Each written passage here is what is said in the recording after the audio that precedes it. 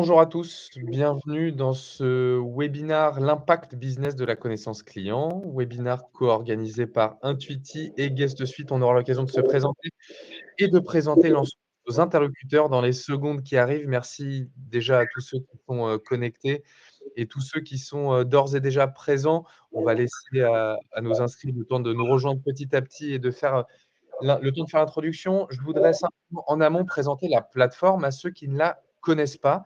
Vous aurez donc sur la gauche de l'écran normalement la présentation qui va s'afficher et les petites vidéos témoignages également qu'on vous passera. En dessous, vous avez l'ensemble de nos visages qui apparaissent pour votre plus grand plaisir, enfin en tout cas normalement. Et sur la droite de l'écran, vous aurez à la fois un onglet chat dans lequel vous retrouverez l'équipe de modération, en l'occurrence Romain et Sarah, qui vont vous accompagner tout le long du webinaire, et vous avez un onglet questions. Vous aurez également quelques sondages qui apparaîtront. N'hésitez pas à y participer parce qu'on y réagira aussi en direct. Et puis Sarah et Romain dans les sont en charge de remonter éventuellement vos questions pour qu'on puisse les traiter au moment opportun. Voilà pour la présentation de la plateforme. N'hésitez pas à réagir dans le chat parce qu'on y est hyper vigilant évidemment. Donc bonjour à tous ceux qui ont déjà dit bonjour. Euh, et je vais laisser la parole à Camille qui va vous présenter l'enjeu de ce webinaire. On a 3 quarts d'heure, 1 heure pour nous, c'est riche. Donc on a un conducteur et un timing qu'on va tâcher de respecter dès maintenant. Camille, je te laisse la parole. Merci beaucoup Clément. Bonjour à tous. Je suis ravie de vous accueillir pour ce temps d'échange autour d'un sujet qui nous concerne tous et toutes. C'est comment la connaissance client peut devenir un levier de performance business. L'objectif de ce webinaire, c'est donc de vous éclairer avec les résultats du baromètre et surtout avec des illustrations concrètes pour activer ce sujet et des retours terrain parce qu'on sait à quel point c'est précieux. Comme l'a dit Clément, je vais animer en qualité de responsable marketing chez Intuiti aux côtés de Nabil qui est directeur d'études chez Intuiti et qui va vous présenter les chiffres, ainsi qu'avec Clément qui est Chief Revenue Officer chez Guest Suite, et nous sommes ensemble aux côtés de 4 intervenants de choix. Ces 4 personnes ont des profils et des expériences et des parcours variés de différents secteurs. Et on a voulu un panel vraiment riche pour qu'il y ait des retours croisés pour bien illustrer et appuyer les chiffres qu'on va vous présenter aujourd'hui. Donc, je suis aux côtés de Jules Hébert, qui est Head of Customer Experience chez Zeiss, qui est un des leaders mondiaux de l'industrie optique. On aura également un témoignage de Hélène Gutzelman qui n'a pas pu être en live avec nous, mais on a fait des enregistrements de son témoignage. Elle est VP Expérience Client chez L'Occitane en Provence, une marque de cosmétiques et de soins et de crèmes que je ne présente plus. Et on aura Manon Clèche, qui est lead product chez Semble, qui est un logiciel, donc un acteur de la tech, qui est un logiciel administratif dans la santé. Manon a eu aussi des expériences chez Roche, le laboratoire pharmaceutique, et chez Doctolib. Et on aura Stéphane Gauthier, qui est conférencier, expert en connaissance client, satisfaction client et e-réputation, et qui a un parcours de plus de 30 ans dans l'hôtellerie. Alors, de toute façon, au moment où chacun donnera son témoignage et sa vision du sujet sur lequel il est interrogé, vous aurez bien évidemment, Stéphane, Jules et Manon, l'occasion de redire un mot sur votre parcours, évidemment. Camille, je vais te laisser dire un mot sur le sommaire rapidement de notre webinaire. Tout à fait. Voilà comment on va découper ce webinaire. Donc, une petite intro très courte, qui est Guest Suite, qui est Intuiti, et surtout les 3 chiffres et la méthodologie du baromètre et les 3 chiffres qui nous ont interpellés pour démarrer. Ensuite, on aura une première partie sur la place de la data, un état des lieux de la connaissance client dans les entreprises. Ensuite, on passera sur un focus sur les avis clients, quelle place ils tiennent aujourd'hui dans la connaissance client, et Clément et Stéphane interviendront sur ce passage. Et ensuite, une troisième partie, le cœur du sujet, au niveau de la réalité de l'impact business, quels sont les leviers, qu'est-ce que ça donne concrètement. Et puis une dernière partie, pour vous synthétiser, je vous partagerai les 5 points clés qu'il faut retenir de ce webinaire à travers toutes ces illustrations et ces apprentissages. On laissera un petit temps pour les questions-réponses, on a prévu 10-15 minutes, donc n'hésitez pas à vous noter les questions pour les poser après. Programme riche, donc, qu'on va démarrer tout de suite avec la minute, j'allais dire obligatoire, d'autopromotion. Camille, c'est le moment pour toi de nous raconter la belle histoire d'Intuiti. On va essayer de faire vite, bien sûr, mais on vous n'y couperait pas. Alors, pour ceux qui ne connaissent pas Intuiti, nous sommes une agence conseil en marketing digital et expérience client, on a une conviction très forte qui est que la connaissance client, elle est au cœur des stratégies des entreprises et c'est ce qui nous permet de concevoir des expériences mémorables au service de la performance business. On existe depuis 2004, donc depuis plus de 20 ans. On est basé à Nantes, mais on a beaucoup de clients à Paris, en Île-de-France et à Lyon.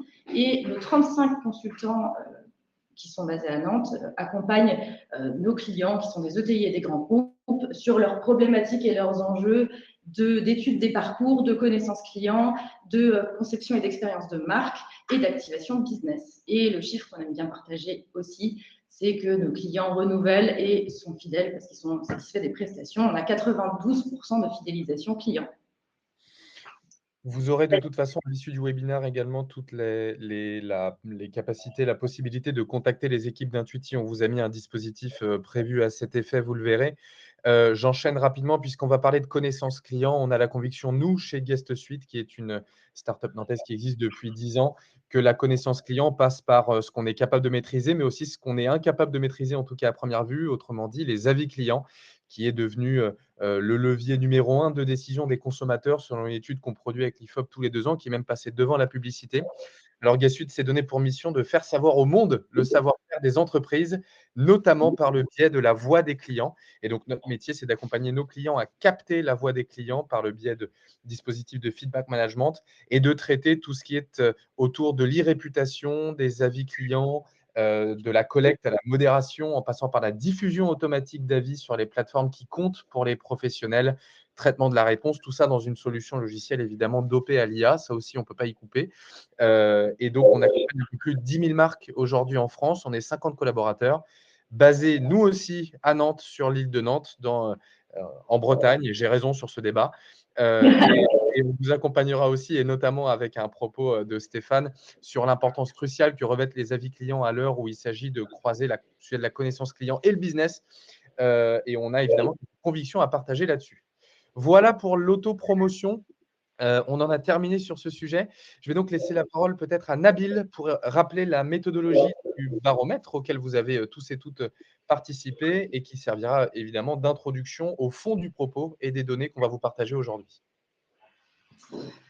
Alors, pour cette première édition, nous avons interrogé une centaine de décideurs avec une variété en tout cas, de profils, un responsable CX, e-commerce et une bonne moitié uniquement de profils marketing et communication, dans des secteurs différents, plus d'une vingtaine interrogés, avec une répartition 63% ETI grand groupe et 37% de PME. Alors, je vais passer la slide suivante. Nabil, je te laisse prolonger. Ou Tout Camille. à fait. Trois premiers chiffres pour vous donner un petit peu le ton du contenu. Une entreprise sur deux donne de la valeur à la connaissance client, alors seulement, uniquement, c'est-à-dire que soit ça fait partie de sa culture d'entreprise, soit elle a systématisé sa démarche en connaissance client. On détaillera plus tard. Le deuxième chiffre qui est aussi à prendre en compte, 26% des entreprises n'exploitent pas leurs données transactionnelles. Là, c'est l'un de ceux qui m'a le plus surpris, c'est-à-dire qu'elles savent a priori ce qu'elles vendent en termes de services, en termes de produits, et si on n'exploite pas ces données-là, incapable par exemple de faire une segmentation RFM, connaissance montant, par exemple. Et le troisième chiffre, pour un petit peu vous annoncer ce qu'on va dire après, 61% d'entreprises ont constaté une évolution positive de leur performance business grâce à la connaissance client. Alors, c'est les deux tiers, et on verra que le lien est parfois difficile à faire entre les efforts que je fais et puis qu'est-ce que je constate sur certains KPI. Et ben, parfois, c'est difficile, surtout si je n'ai pas défini en amont ce que je voulais monitorer. Alors, avant de ouais, pardon, excuse-moi Camille, avant d'activer la suite, simplement un petit point sur le chat pour j'ai remarqué qu'il y avait une ou deux personnes qui avaient des problématiques de son. N'hésitez pas à solliciter indirectement Romain et Sarah qui vous accompagneront si vous avez besoin dans l'utilisation également de Livestorm hein, et de l'outil de webinaire qu'on utilise. Excuse-moi Camille, je te laisse reprendre. Je t'en prie. Si toutes les entreprises aujourd'hui se disent data-driven, client-centric, qu'en est-il dans la réalité? Tout de suite, la place de la data, ça donne quoi en état des lieux par Nabil? Tout à fait. Vous avez eu le premier chiffre à 54%. Ce qu'il faut retenir maintenant sur cette slide-là, c'est la tendance majeure, quelle était? C'est quand même l'utilisation ponctuelle des données par certaines équipes. Donc, en fonction de ce que je peux constater sur certains indicateurs, en fonction de problématiques qui restent et qui persistent dans l'entreprise, je vais faire certains efforts. Et encore, ce n'est pas toutes les équipes qui vont le faire, alors que la connaissance client, ça doit être diffusé partout. Autre chose, quand je fais ça, Damien, Clément, c'est que tu peux passer à la suite. Hop, voilà, comme ça. On a demandé évidemment quelles étaient les sources exploitées. On se rend compte que, et là, deuxième chiffre qui va être donné, c'est dans les 3 quarts des cas, il y a des données déclaratives, c'est-à-dire que des choses, des enquêtes qu'on a mis en place, post-livraison, satisfaction à tel ou tel moment, ou aussi le NPS sur l'ensemble de la relation. Derrière les données transactionnelles et puis les données comportementales vis-à-vis des communications, évidemment. Les entreprises, en majorité, pour les 2 tiers en l'occurrence, analysent beaucoup le comportement des personnes, de leur cible, lorsqu'elles envoient des newsletters, des emails, etc. Ensuite, un premier sondage là-dessus est déjà disponible, hein. Je m'adresse à ceux qui nous écoutent. Donc, sur la droite de l'écran, vous avez le chat et les questions. Vous avez un onglet sondage. Le premier sondage est disponible si vous souhaitez y répondre pour agrémenter ce que vous dit Nabil. Oui, merci de la précision. En effet, les sondages vont égrener cette présentation. On a aussi évidemment des précisions sur qui collecte et qui exploite, quel service. On se rend compte que le marketing reste à la manœuvre. Alors, il exploite encore plus qu'il ne collecte, ce qui peut être assez logique finalement, parce que lui, il va aller capter des informations qui lui sont fournies par d'autres services, et puis il va analyser, et derrière, après, mieux définir les offres qu'ils vont pouvoir envoyer à leurs clients. Le service client, lui, évidemment, c'est un des, et ça, Kessup ne le contredira pas aussi, le service client, c'est lui qui va récolter il est en contact avec l'ensemble des clients, il va récolter pas mal d'informations, et donc lui, il va nourrir finalement les autres services, et notamment le market. On a d'ailleurs sur le premier sondage déjà quasiment 50% des gens qui ont répondu au sondage qui disent que la data client est soit une nécessité qu'on peine à activer, soit un concept qu'on garde en tête mais sans y consacrer trop de ressources. C'est quasiment 50% des gens qui nous écoutent qui sont dans ce cas-là, ce qui me semble être une bonne transition pour toi Camille et pour Jules. Oui, tout à fait. On va maintenant laisser la place à Jules qui va nous dire comment il a structuré et mis en place une stratégie centrée client dans l'industrie. Déjà, bonjour à tous. Merci de m'inviter. Globalement, juste pour vous donner un petit peu de contexte, chez Zeiss, on a toujours placé l'expérience client au cœur de nos décisions, mais depuis 2 ans, on a voulu lancer un projet de transformation de l'expérience client.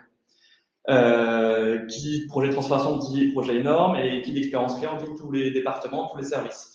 Alors, déjà, pour commencer à savoir où est-ce qu'il fallait taper, donc c'est-à-dire comment on priorise les projets, on a commencé par se tourner vers la data.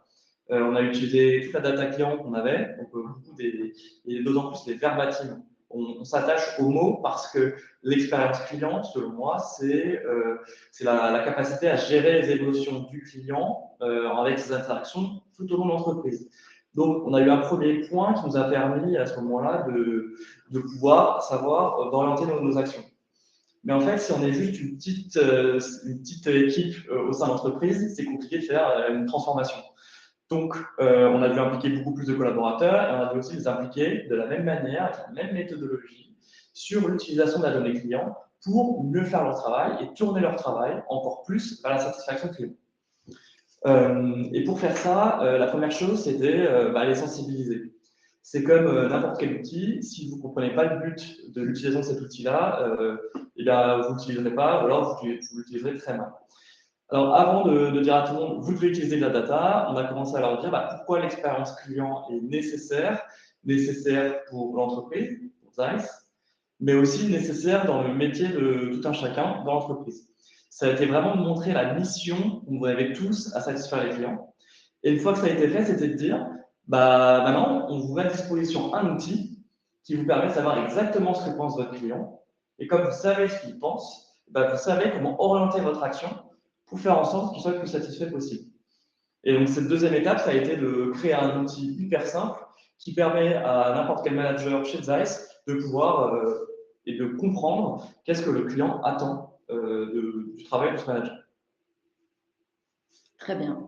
Merci beaucoup, Jules. Donc, on est vraiment sur un sujet d'accessibilité de la donnée, de mise à disposition d'un outil. Et Jules, est-ce que tu peux nous dire au travers de quel format tu as sensibilisé justement les différentes équipes de l'importance? C'était vraiment des formats descendants avec des présentations ou c'était plutôt des workshops ou, En fait, il y a eu plusieurs formats et plusieurs cibles, on va dire. La première cible, c'était déjà toute notre direction. C'est-à-dire, si déjà si la direction n'est pas embarquée dans la transformation de l'expérience client et en plus de ça, dans l'importance de la donnée dans cette transformation, ce n'était pas possible.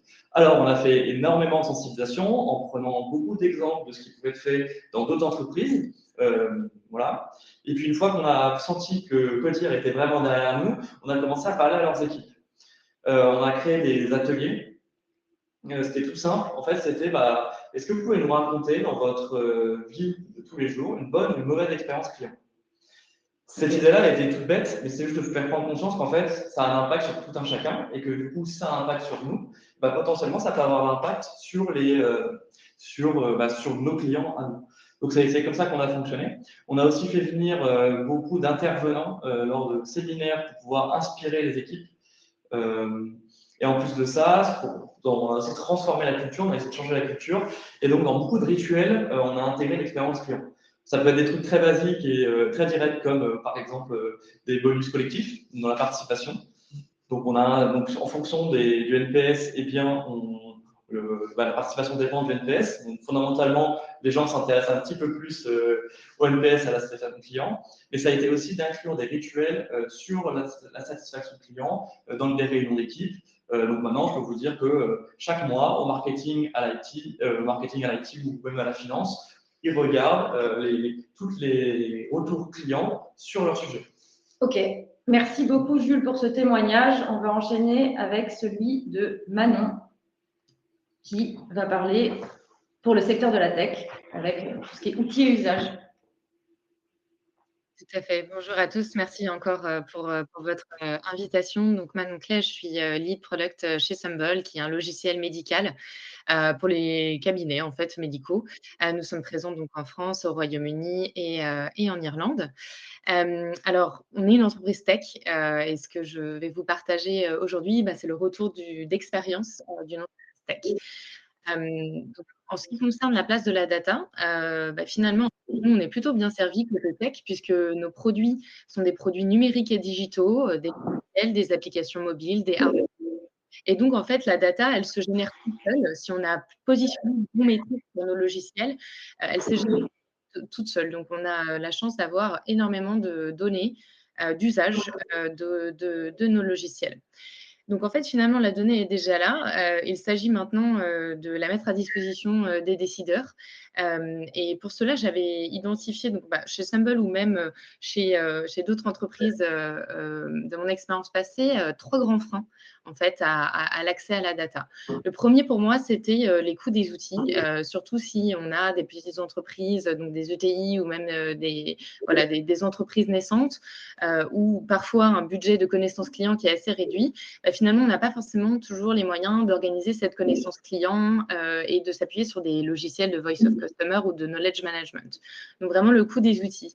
Le deuxième, pour moi, c'est la complexité d'usage. On a des départements connaissance client qui font vivre ces outils de Voice of Customer ou Knowledge Management, mais parfois, les utilisateurs finaux qui sont les décisionnaires, les équipes produits, marketing, commercial, par exemple, n'ont pas forcément l'habitude de les utiliser. Donc, il y a vraiment un petit frein parfois à ces usages-là. Et enfin, pour moi, le dernier frein, c'est le temps. Le temps qu'il faut consacrer à aller chercher cette donnée, chercher la connaissance, etc. Ou même, en fait, pour les départements connaissance client, le temps de digérer ces insights, de les mettre à disposition dans un bon format et de manière assez récurrente aux décisionnaires. Pour moi, ces 3 freins que sont le coût, la complexité d'usage et le temps, aujourd'hui, ne tiennent plus, entre guillemets, parce qu'on est très chanceux de vivre dans une ère avec l'intelligence artificielle notamment, où on a des outils, on est équipé, en fait, entreprises d'outils d'intelligence artificielle comme les agents. Donc, je ne sais pas si c'est le cas dans vos entreprises. Dites-nous dans le chat. Mais voilà, on a par exemple chez Sumble mis à disposition de tous les collègues en interne un agent IA interne qui s'appelle Dust et qui permet à n'importe quel collaborateur de poser une question, d'obtenir une réponse par rapport à un segment particulier, par rapport à un usage du produit particulier et donc d'accéder de manière beaucoup plus simple à cette connaissance client. Pourquoi? Parce qu'en fait, ces agents, ils viennent taper dans nos outils comme les CRM, dans notre documentation produit, dans l'ensemble voilà, des outils qui permettent de collecter les insights. Voilà. Manon, Donc, Dust, c'est un outil maison chez Sumble ou c'est un outil auquel vous avez souscrit mais qui existe c'est déjà? un outil auquel on a souscrit, absolument. C'est un peu comme Microsoft Copilot qui vous permet voilà, de créer des agents. Donc, on utilise plusieurs LLM. On a à disposition plusieurs LLM et on vient aussi raccorder tous nos outils ou tous nos insights, toutes nos sources d'insights utilisateurs et de connaissances clients. Et ensuite, on vient créer des agents avec des prompts voilà, spécifiques pour aller chercher la connaissance client. C'est un usage, mais il y a plein d'autres usages évidemment en interne. Voilà, donc pour moi, en fait, entre guillemets, plus d'excuses avec tous ces nouveaux outils. Je sais que les outils de knowledge management et de connaissance client se mettent aussi à ces fonctionnalités d'IA. En revanche, voilà, la question, c'est une fois qu'on gagne du temps sur la collecte et l'accessibilité de cette connaissance client, pourquoi pas prendre ce temps à l'activation des insights, et je pense que ça va être aussi le sujet de cette deuxième partie. Je rajouterais dans cette ère, effectivement, d'IA et de tous ces outils qui nous aident beaucoup au quotidien, encore une fois, à accéder de manière digeste à la connaissance client. Pour moi, il ne faut quand même pas oublier l'aspect humain qui est très important. Donc, je vais vraiment insister sur le fait qu'il faut aussi faire vivre les insights utilisateurs. Donc, je rejoins tout à fait Jules sur le point que il faut que les équipes aient accès au verbatim des utilisateurs, à leur quotidien et les rencontres. Parce que voilà, lire des slides ou des résultats de nos agents sur la connaissance client, ce n'est pas suffisant. Il faut savoir qu'est-ce que ça veut dire en fait pour nos clients. Donc, organiser des journées clients, partager des cours extraits audio et vidéo pour que vos collègues et les décisionnaires aient aussi accès à l'information de la bouche des clients. Merci beaucoup. Voilà Manon. pour moi. Merci Manon. De toute façon, on te réentendra dans la deuxième ou dans la troisième partie justement sur l'impact business parce qu'il y a une machine qui est mise en place et qui est évangélisée. La question, c'est non pas quel ROI direct, mais enfin pas loin quand même, quelles sont les conséquences en tout cas business de tous ces sujets. Donc, on aura l'occasion de te réentendre tout à l'heure. Camille, je te propose de faire parler alors mon gel douche favori en l'occurrence, mais l'Occitane pour enchaîner. Tout à fait. On peut effectivement lancer la première vidéo de Hélène qui va nous partager en fait les objectifs de la démarche et les challenges organisationnels et méthodologiques qu'elle a rencontrés dans la mise en place d'une démarche connaissance client. Alors, je démarre par son point de vue sur les objectifs. Je vous lance ça.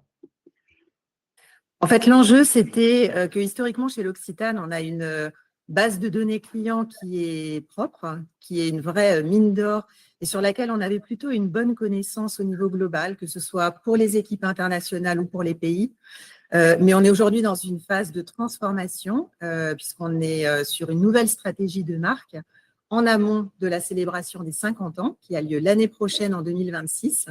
Et donc, pour préparer cet anniversaire, on fait un revamping complet de la marque L'Occitane.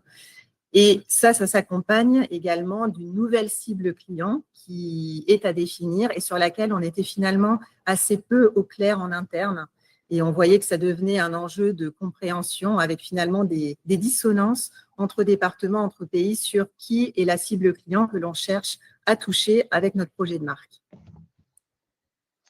Et donc, l'objectif de l'IA, c'était vraiment de créer un fondement commun et une compréhension très claire de notre cible client aspirationnel, ce qui nous a conduit en fait à faire une mise à plat et une étude très approfondie pour identifier cette cible de manière très top-line large et ensuite de l'affiner via un travail qu'on a appelé les tribus, qui nous a permis de définir 5 profils clients qui ne sont pas en fait basés sur des critères de segmentation classiques, âge, sexe, catégorie socio-professionnelle.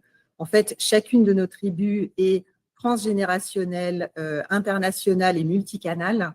Et ce sont plutôt des attributs de centre d'intérêt et d'affinité de marque hors cosmétique qui nous ont permis de définir ces profils. Donc ça, c'était sur la partie objectif. Je vais juste partager la seconde vidéo, qui est assez complémentaire autour des challenges. La complexité, c'était d'abord, je dirais, de trouver la bonne approche. Et finalement, l'approche qu'on a utilisée en collaboration avec une agence ici, c'était d'avoir une approche qui soit à la fois très quanti et très quali. Très quali parce que le but, c'était d'avoir des tribus aspirationnelles qui parlent à toutes les équipes créatives, marketing, communication, etc. Et une approche quanti pour s'assurer quand même d'avoir des projections qui soient solides, qui soient robustes, qui soient backées par la data, pour que nos équipes, que ce soit revenus, growth ou que ce soit finance, se sentent également partie prenante. Et l'idée, c'était vraiment d'avoir des profils de clients qui parlent aussi bien aux équipes très créatives qu'aux équipes financières.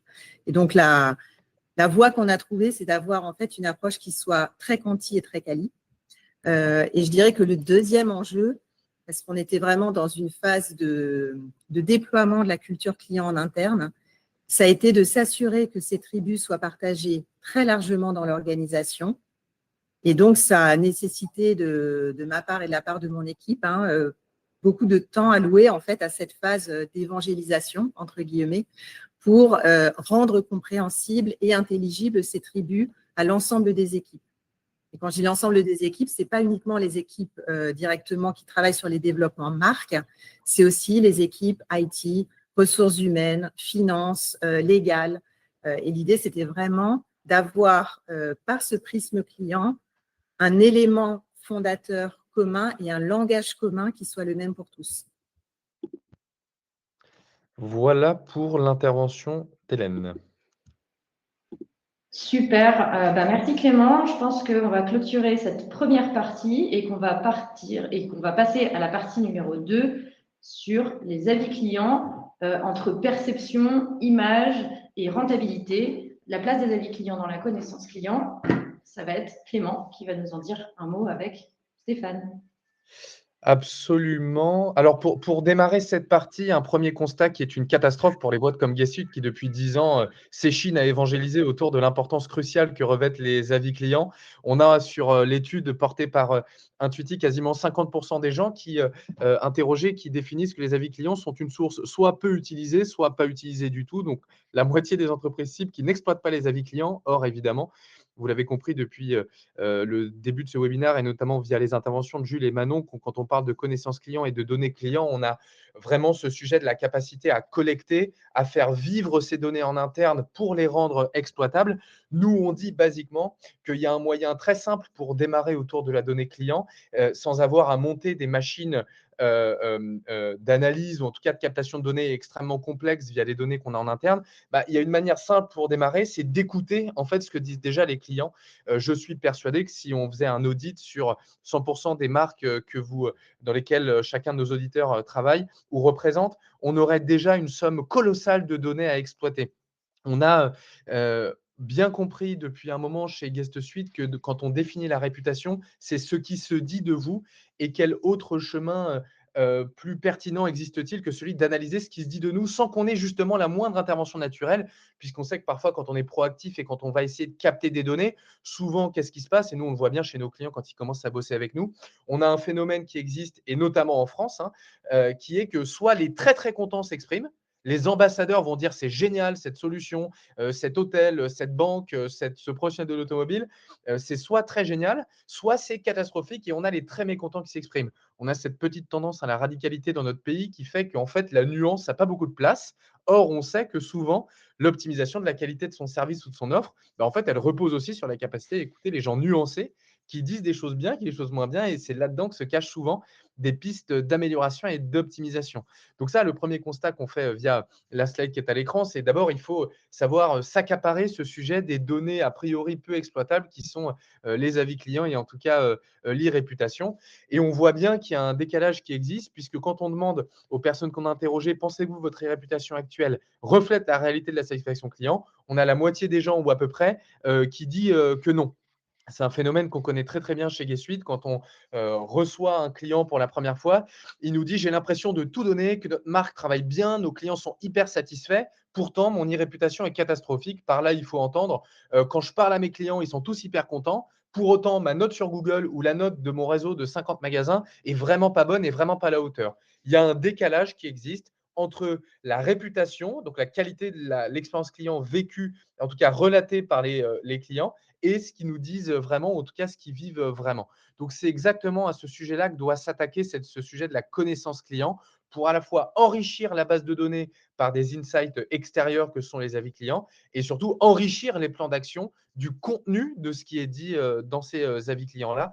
Mais de toute façon, je laisserai Stéphane en parler plus en matière d'impact.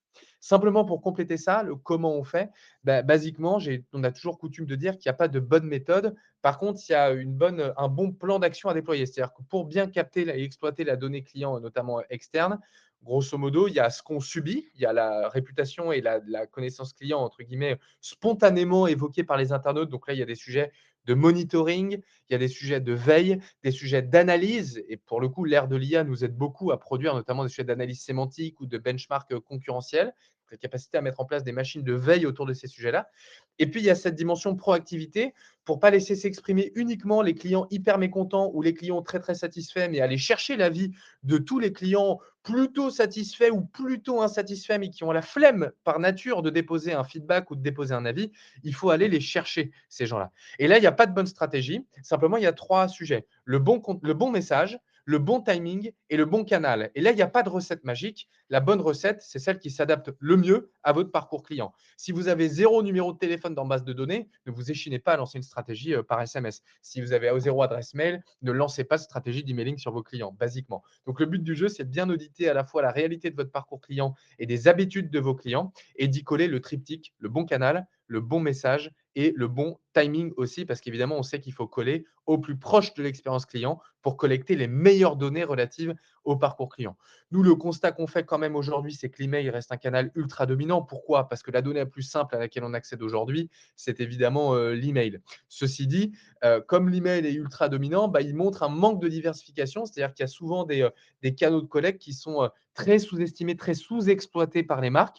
On a constaté, nous, sur le premier semestre 2025, que le canal qui génère le plus de données à la fois à analyser et en même temps le plus de performance en e-réputation, par exemple, c'est le SMS. Et on a aussi des sujets autour d'autres canaux conversationnels comme WhatsApp, comme le RCS dans le SMS, etc. Voilà. Ça, on pourra revenir au détail, bien sûr, si vous avez des questions sur les canaux de collecte. Je voudrais simplement laisser la parole à Stéphane avec quelques chiffres. Je ne vais pas m'amuser à vous lire tous ces chiffres parce que vous les lirez aussi bien que moi. Mais je voudrais, Stéphane, te laisser la parole pour que tu puisses commencer à nous parler de cet impact de la connaissance client, cet impact de l'e-réputation et des avis spontanément ou pas déposés par les internautes, son impact réel sur le business, parce qu'on a souvent, et je vais te lancer là-dessus, cette objection qui est de dire mais à quoi ça sert les avis clients? À quoi ça sert la e-réputation? C'est juste de l'image de marque, mais ça ne sert à rien, ça n'augmentera pas mon chiffre d'affaires. Qu'est-ce que tu réponds à tous ces gens-là? Ah bah, si tu me provoques, je vais répondre par une provocation. Je vais me dire que tu n'as rien compris parce que moi, je suis dans un métier qui a été impacté il y a 20 ans par les avis clients, c'est l'hôtellerie. Je suis hôtelier depuis 30 ans. J'ai dirigé Best Western de 2000 à 2010 et j'ai pas eu de bol. J'ai dirigé la chaîne quand j'ai vu arriver TripAdvisor, Booking et Airbnb. Donc, j'ai pas eu de chance. J'ai été impacté de plein fouet par les avis clients. Alors, les avis clients, c'était une menace. Dans l'hôtellerie, on en a fait une opportunité. Très concrètement, on va poser un chiffre.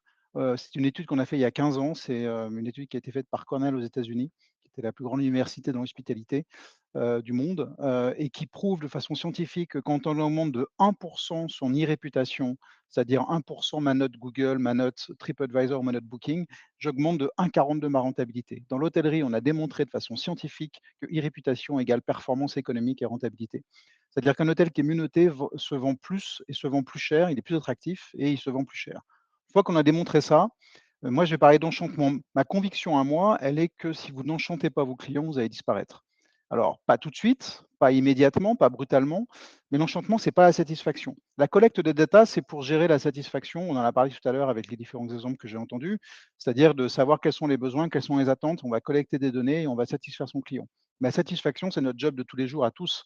Dans toutes nos boîtes, notre job le matin quand on se lève, c'est de satisfaire nos clients. Moi, je vais plus loin, je vais aller sur l'enchantement. Et pour aller chercher de l'enchantement, il faut absolument collecter les avis clients.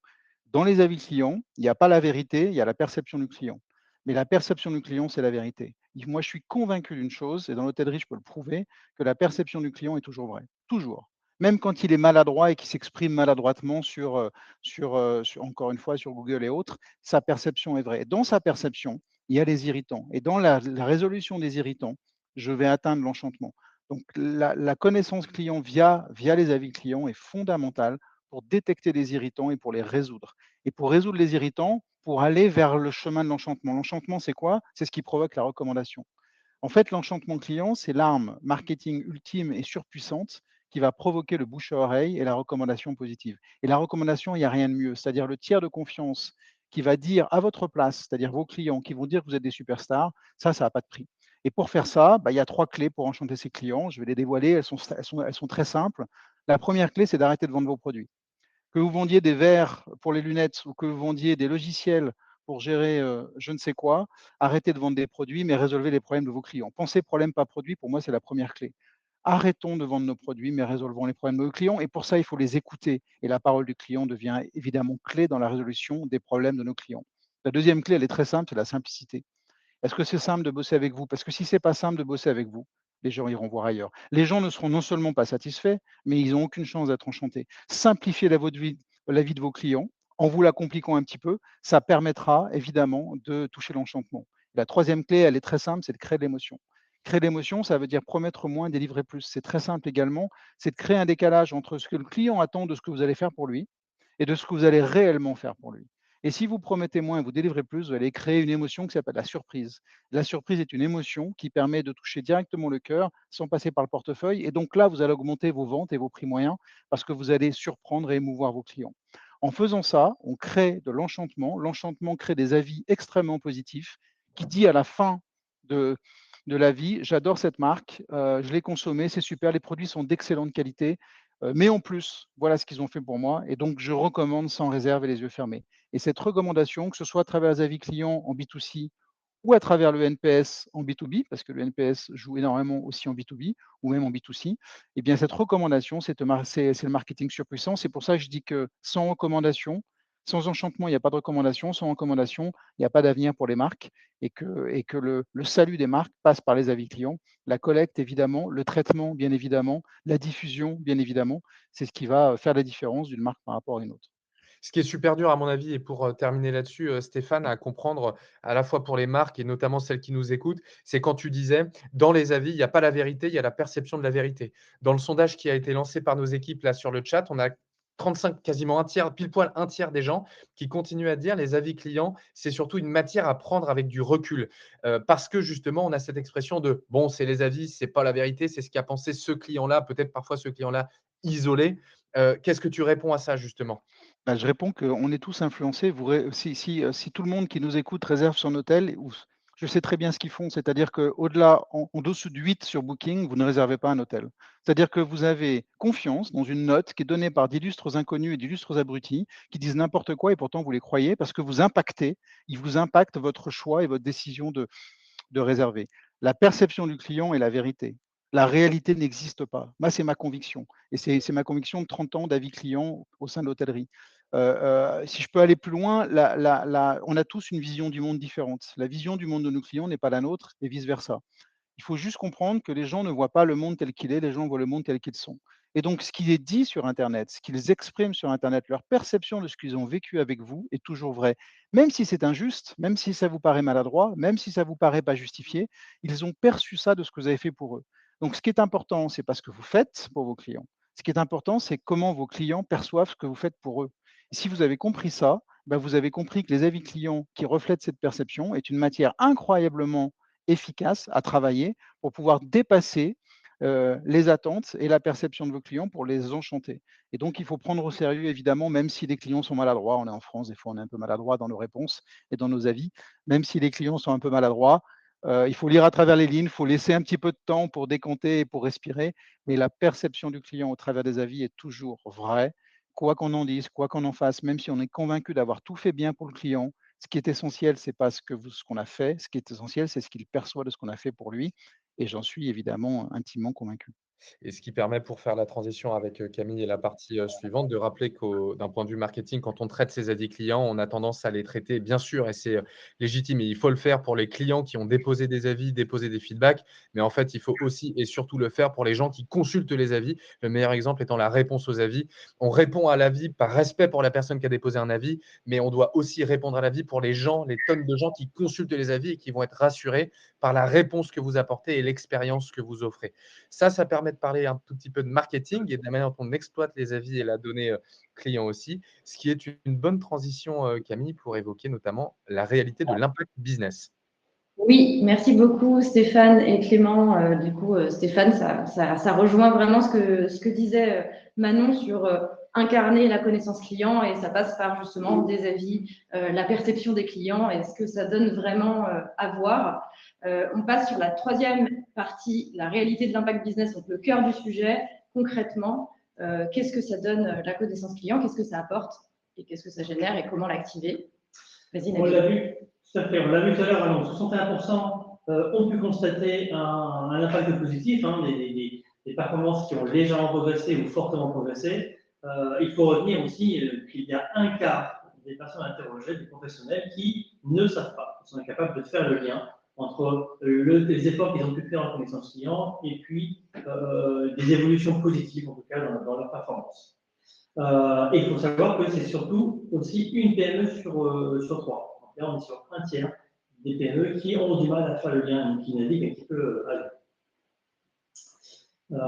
Autre élément important, aux personnes qui nous ont dit « je ne sais pas » ou « je n'ai pas constaté d'amélioration », on leur a quand même posé une question « ok, très bien, s'il n'y a pas eu de démarche automatisée en amont, régulière, etc., est-ce que en fonction d'indicateurs que vous avez constatés qui n'étaient pas assez satisfaisants, est-ce que vous avez mis en place, après coup, une démarche de connaissance client? 2 tiers nous ont dit que oui, et les 3 quarts de ces 2 tiers-là ont constaté, après coup, une amélioration de l'indicateur précis qu'ils avaient visé. On se rend bien compte que les efforts impactent bien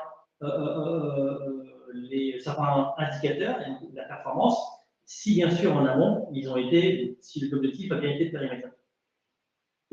Donc le monitoring sera en effet difficile. On leur a aussi demandé finalement, mais quelles actions concrètes vous avez fait, qui ont contribué à améliorer la performance. Et là, on se rend compte que l'ensemble du parcours est concerné. 67% nous parlent de l'optimisation des parcours de l'expérience client. Un point en dessous, c'est l'amélioration du ciblage marketing et publicitaire. Donc là, on est sur l'acquisition, sur le parcours UX. Et puis, qu'est-ce qu'on voit à 59%? C'est l'amélioration de la relation client et du support. Donc, l'ensemble du parcours doit être travaillé pour que justement, il y ait une performance globale qui puisse, en tout cas, être constatée. Après, nous avons aussi demandé précisément quel KPI a été impacté pour voir quel élément sentait le plus. Voilà, vous pouvez le constater, quand on a 2 points d'écart, c'est dans un mouchoir de poche et il n'y a aucune différence. Il y a 3 indicateurs principaux qui ont été relevés. Alors, on a précisé par contre, en parenthèse, de quoi on parlait, mais on n'a pas fait vraiment un listing précis de KPI par KPI. En tout cas, on se rend compte que si on les catégorise, les actions marketing, les indicateurs de performance commerciale ou de satisfaction et fidélisation, tout ça, c'est des choses qui sont activées par les entreprises issues de cet échantillon. derrière arrive la productivité interne, qui n'était pas nécessairement dans les premiers objectifs des entreprises. Tout de suite, on va écouter, une fois que Hélène de l'Occitane avait mis en place son chantier autour des tribus, eh bien, qu'est-ce que ça a donné et qu'est-ce que ça a impacté chez l'Occitane en termes de résultats? Elle va nous partager ça dans son témoignage. Je peux lancer la vidéo.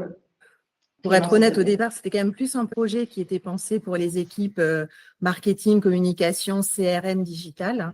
Puis finalement, en mettant en place des partages avec d'autres équipes au sens large, on s'est rendu compte qu'il y avait des traits à tirer pour à peu près tous les départements en interne.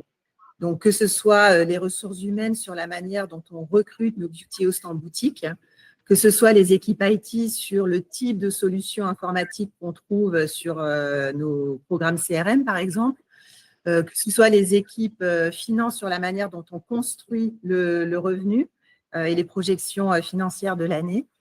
Et ça, pour être honnête, on ne l'avait pas forcément autant anticipé au début. Et plus on présente les tribus, plus on voit qu'il y a des fils à tirer. Donc, c'est intéressant parce qu'on se dit qu'en fait, c'est un chemin. On est encore au début de l'aventure. On n'a pas du tout fini de tirer tous les fils. Ça va sans doute nous occuper pendant quelques années, mais ça devient vraiment un élément central qui apporte de la cohérence à tous nos développements de la marque. Et je pense que c'est un des grands éléments de langage commun qu'on a aujourd'hui en interne, en plus, bien sûr, des valeurs de la marque, des codes de marque, de la mission de marque. Mais c'est un élément très tangible parce que là, on parle de profils clients qui sont très concrets, très précis. Et c'est finalement un élément auquel les gens arrivent facilement à s'identifier, quelle que soit leur fonction. Les résultats. Mais c'est vrai que ça dépasse pour l'instant nos attentes. Je dirais que le premier point, c'est vraiment l'adhésion que ça suscite et pour les équipes internationales au global et pour les équipes dans les pays.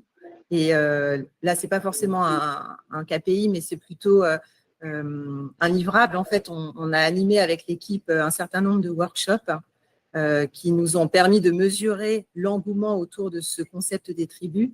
Et l'idée des workshops, c'était non seulement de leur faire un partage, donc vraiment de la pédagogie, mais aussi de mettre les équipes en mouvement. Et donc, la deuxième partie du workshop, en fait, se déroulait sous la forme d'une session d'idéation. Et c'est là où on s'est rendu compte de la puissance du concept, parce qu'en fait, chacun, quel que soit son rôle, avait une idée d'activation. Et puis, les équipes se sont mises en mouvement, que ce soit dans nos grandes filiales, que ce soit au siège. Là, on a déjà des premiers résultats qui commencent à arriver. Et justement, un des premiers champs d'action, je dirais que c'était vraiment la partie stratégie de communication, que ce soit le choix des partenariats, que ce soit le choix des influenceurs avec qui on collabore. Les tribus nous ont vraiment donné un filtre très puissant pour s'assurer qu'on choisisse bien nos partenariats de façon à toucher notre cible aspirationnelle. Et donc, on sait exactement aujourd'hui pourquoi on s'associe à tel ou tel influenceur.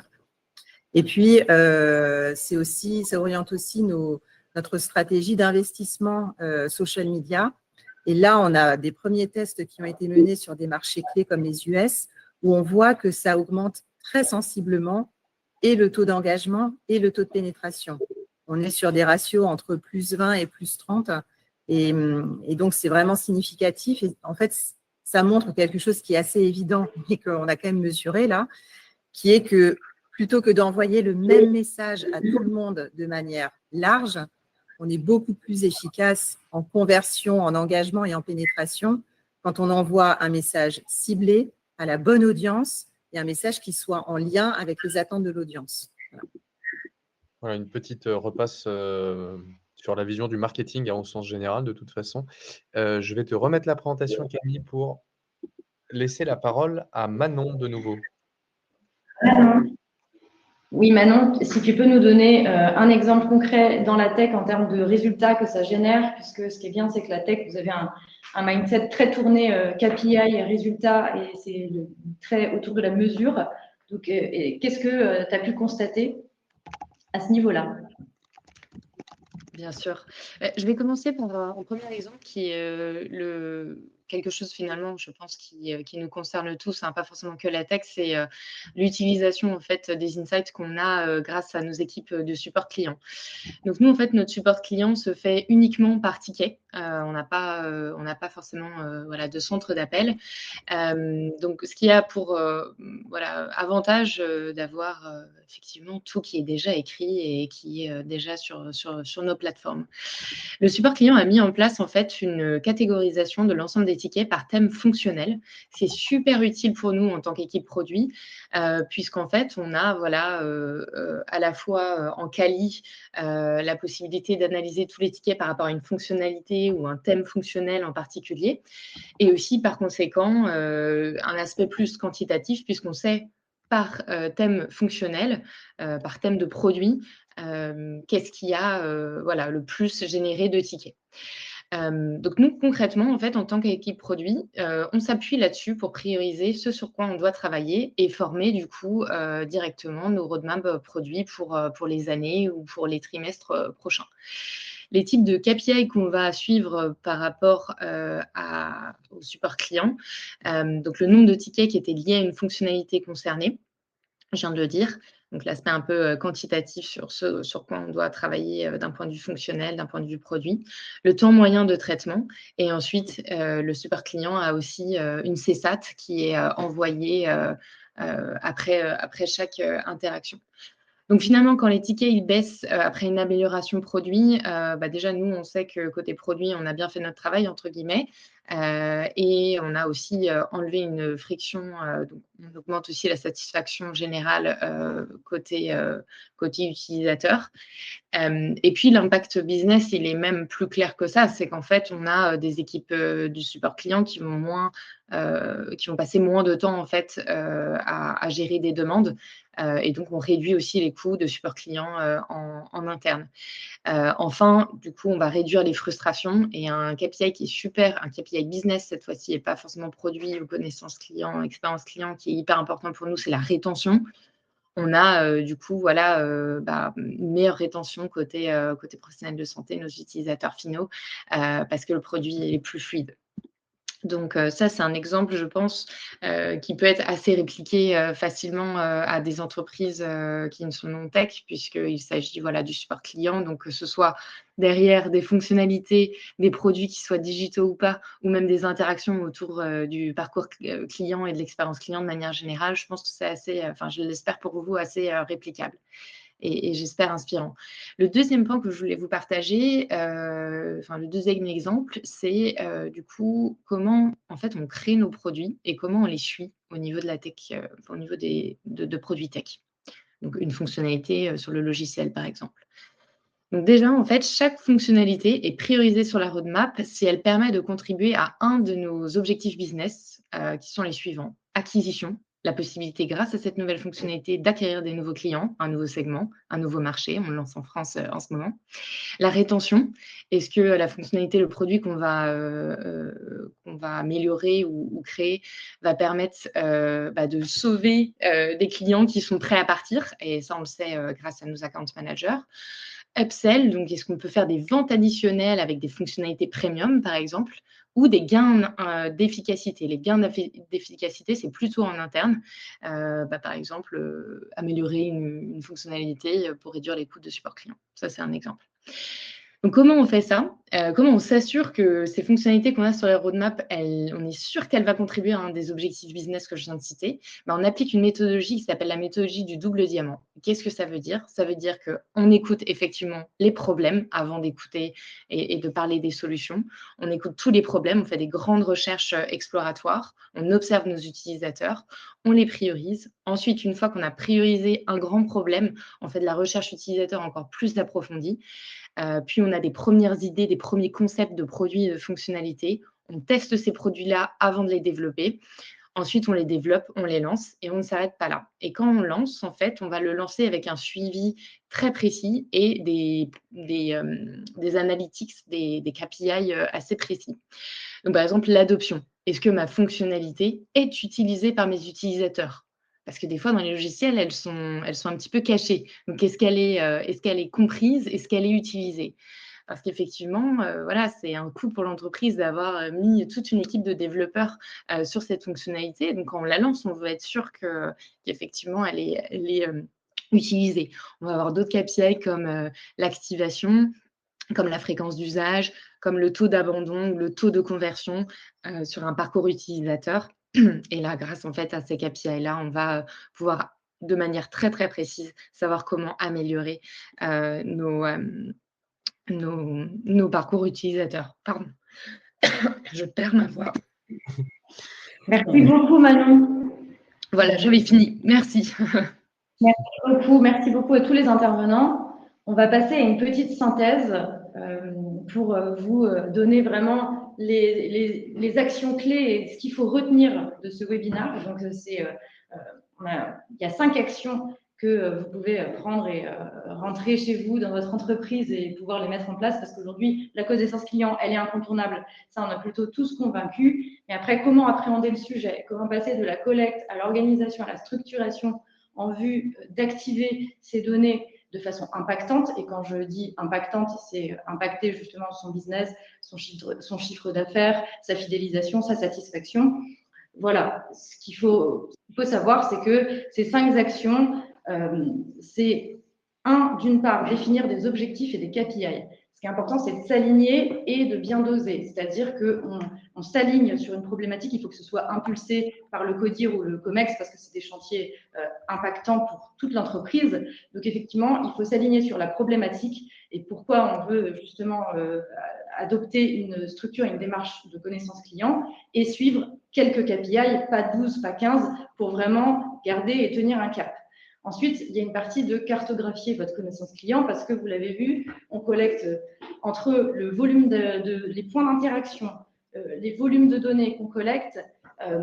Effectivement, aujourd'hui, c'est compliqué d'avoir une vue globale sur tout le parcours. Et donc, la connaissance client, ce n'est pas juste le marketing, juste le support client. Ça concerne tous les services. Et du coup, il faut auditer et co-construire avec tous les services. D'ailleurs, chaque outil, on le fait avec la fresque de la connaissance client, qui est un outil qui permet justement que les services se parlent entre eux et qu'on se rend compte de qu'est-ce qu'on possède, qu'est-ce qu'on ne possède pas, et qu'est-ce qu'on doit aller chercher pour résoudre une problématique. Tout à fait, Nabil. Et ensuite, il y a aussi désigner une personne qui va être responsable de cette démarche. J'ai mis Chief Insight Officer, ça n'existe pas, mais vous avez compris l'idée, c'est quelqu'un… Ça devrait, exactement. C'est un nouveau poste. C'est quelqu'un qui est transverse à tous les services, qui va incarner la démarche, l'impulser et aussi l'animer. Ça, c'est très important. Et ensuite, il y a adapter la communication aux interlocuteurs pour les embarquer. Il faut que, en fait, chaque service et chaque personne comprenne l'impact que la connaissance client peut avoir au sein de son travail, de son quotidien et ce que ça peut apporter. Et donc, ça passe par l'accessibilité de la donnée, mais ça passe aussi par les formats dans lesquels, justement, on donne accès à cette donnée ou on leur permet de la valoriser au quotidien, de l'utiliser, de l'exploiter pour que, justement, ça soit game changer pour leur travail. Et enfin, dernier point, faire vivre la démarche parce qu'effectivement, la connaissance client, ce n'est pas un chantier qu'on démarre et qu'on finit et il y a un livrable et voilà, c'est terminé. C'est vraiment la connaissance client, elle vit, elle s'anime, elle se monitore en continu parce que les pratiques évoluent, les attentes de vos clients, les attentes des consommateurs, ce qu'ils attendent, ça continue en permanence et ça s'alimente. Donc, c'est-à-dire que justement, il faut faire une boucle vertueuse d'alimenter sa connaissance client pour justement avoir toujours des feedbacks qui vont vous permettre d'améliorer vos services, vos produits, la satisfaction, l'expérience client, vraiment tous les sujets attenants. On va finir là-dessus. J'espère que ça vous a plu, j'espère que ça vous a intéressé, inspiré. Je remercie vraiment tous les intervenants au cours de ce webinaire qui ont partagé vraiment des retours terrain très intéressants. Est-ce qu'on avait des questions? Si vous avez des questions, c'est maintenant. On a essayé de tenir le timing. Camille, juste effectivement, on ne va pas pouvoir prendre énormément de questions parce qu'il faut qu'on respecte à tout prix notre timing pour ceux qui nous écoutent. Simplement, je voudrais juste qu'on traite une question que je trouve intéressante de Bérangère qui nous dit qu'elle travaille dans une entreprise qui développe un logiciel métier qui est une petite équipe et qui cumule parfois plusieurs casquettes au niveau de ses missions. Quels conseils on peut apporter pour optimiser au mieux la collecte et l'exploitation de ces données clients? Vaste question parce que d'abord, il y a plusieurs sujets dans la question parce que, encore une fois, la collecte et l'exploitation sont deux vastes sujets en tant que tels. Comme on est sur une entreprise SaaS ou en tout cas qui développe un logiciel métier, peut-être Manon, un ou deux takeaways rapides à donner à Bérangère pour démarrer un Oui, projet je pense qu'il y d'optimisation a de la collecte. Ouais, je pense qu'il y a la possibilité, c'est de mettre en place en fait des métriques qui tournent tout seuls sur le logiciel. Comme ça, les données, en fait, elles se génèrent toutes seules.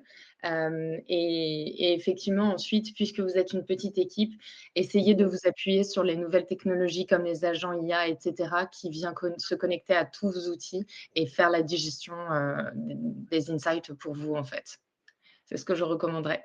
Avec plaisir d'en parler offline si vous voulez. Alors, c'est une très bonne transition, Manon, parce que j'allais dire pour conclure, merci effectivement, comme l'a dit Camille, à tous ceux qui ont participé. Vous avez l'équipe de modération qui vous met des liens. On a simplifié ça en mettant une seule page pour contacter à la fois Guest Suite et Intuiti, puis on s'occupera de flécher. Je parle pour nos intervenants, mais évidemment, si vous avez le souhait d'échanger avec l'un ou l'autre de nos intervenants, Stéphane, Manon, Jules, et également Hélène de l'Occitane, n'hésitez pas à nous le signaler. On vous mettra éventuellement en relation avec l'accord évidemment de nos intervenants. Si vous avez des questions opérationnelles, techniques ou autres à leur poser ou stratégiques, évidemment, on vous mettra en relation. Les équipes Intuiti et Guest Suite, chacune dans leurs expertises respectives, se tiennent aussi évidemment à votre entière disposition. On l'a dit, vous allez recevoir tout de suite par email le replay du webinar, une petite page, également une enquête de satisfaction, parce que comme on a mis la connaissance client au cœur de ce webinaire, les cordonniers parfois sont encore à peu près bien chaussés. Donc, vous allez recevoir une enquête. Merci à tous d'y répondre. Et bien évidemment, on se tient à disposition par mail ou via nos sites internet respectifs. Merci à tous. On va clôturer Merci ce à tous. webinaire et on se Merci. tient à disposition. Merci à tous. À bientôt. À bientôt. Bonne journée.